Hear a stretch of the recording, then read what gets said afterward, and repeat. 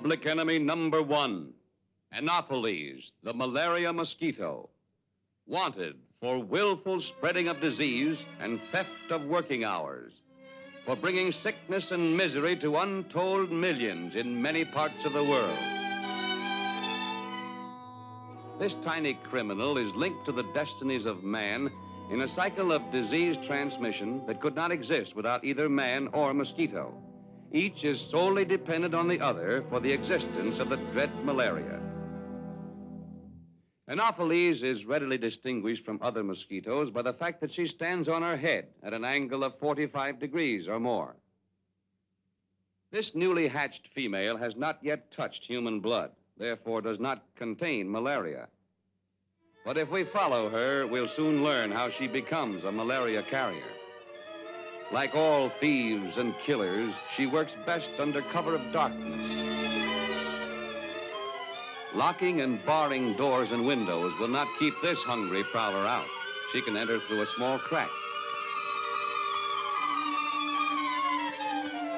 What will she find to steal here?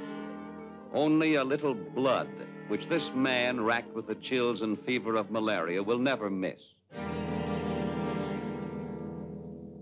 Assuming her typical angle of 45 degrees or more, she injects saliva to make penetration easier. And in a few seconds, she begins to feed. But this man is sick. Along with his blood, she's drinking in the parasites, which cause malaria.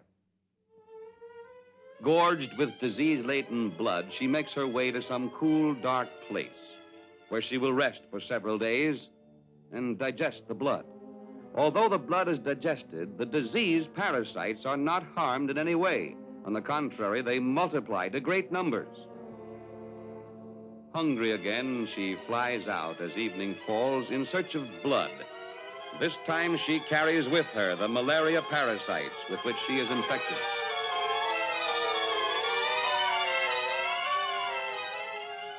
Enjoying the peace and plenty of the home he's worked so hard to build, this man is healthy and happy. Little does he suspect he's to be the victim of this bloodthirsty vampire. Again, saliva is injected to make penetration easy. But this time, the saliva contains malaria parasites, which enter the bloodstream. She dines on healthy blood, and in payment leaves the chills and fever of malaria. In all probability, this man will not die, but neither will he truly be alive, for he'll be continually in poor health, unable to work and keep up his farm. Slowly, he will lose all he has worked for. His crops will rot in the fields. His buildings and fences fall into disrepair. His livestock will be neglected, and he'll be unable to earn the money to feed and clothe his family.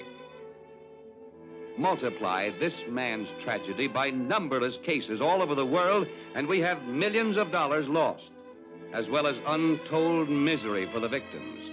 And all because of this tiny criminal, which has assumed the proportions of a monster. Are there 6 or 7 people in the audience who will volunteer to help us combat this evil? Good. Well, thank you, men. But before we can attack the enemy, there are certain facts we must know. The first and all-important fact is this. The Anopheles mosquito must have water to lay her eggs in.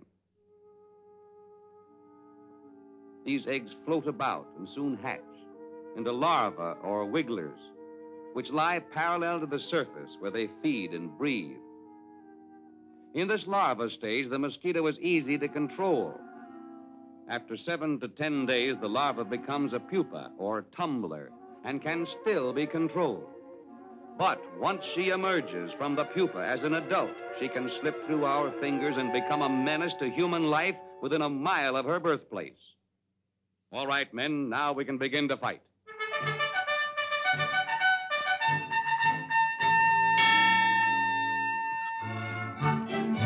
We can start by cutting the weeds where the mosquito lays her eggs.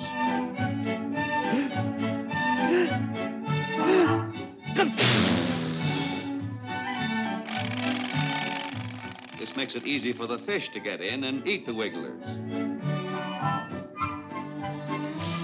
Spraying oil on the water is a sure way of killing mosquito larvae of all kinds. The oil enters the breathing tube and promptly kills the wiggler.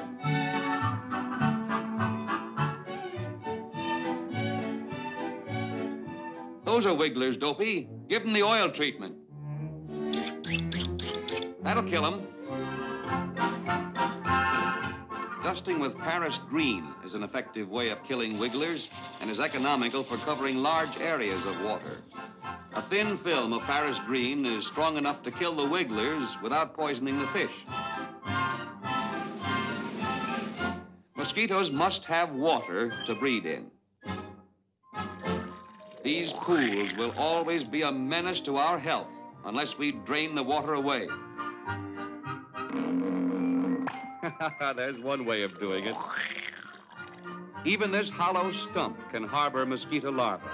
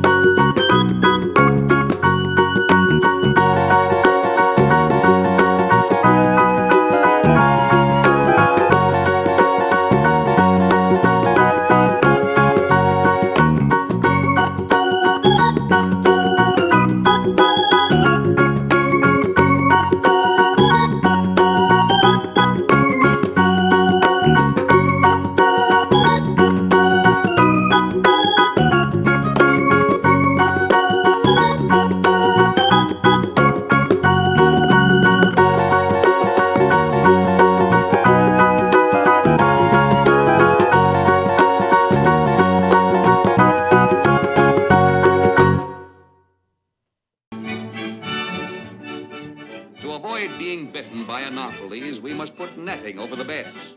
Then we can sleep in safety. Don't let her get away. She's a killer.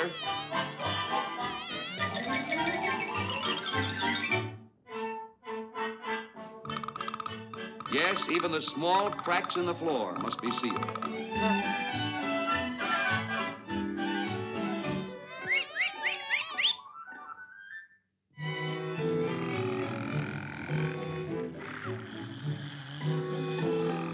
And so we leave them to enjoy their well-earned rest, free from the annoyance of mosquitoes, safe from the dread malaria. Contrast their peace and happiness with the misery and sorrow of this unfortunate plague-ridden family.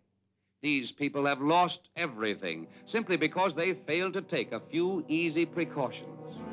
Remember, there is only one cause of malaria, the mosquito. Destroy the mosquito and you will wipe out the disease. Then, in place of sickness and poverty, there will be health, safety, and happiness.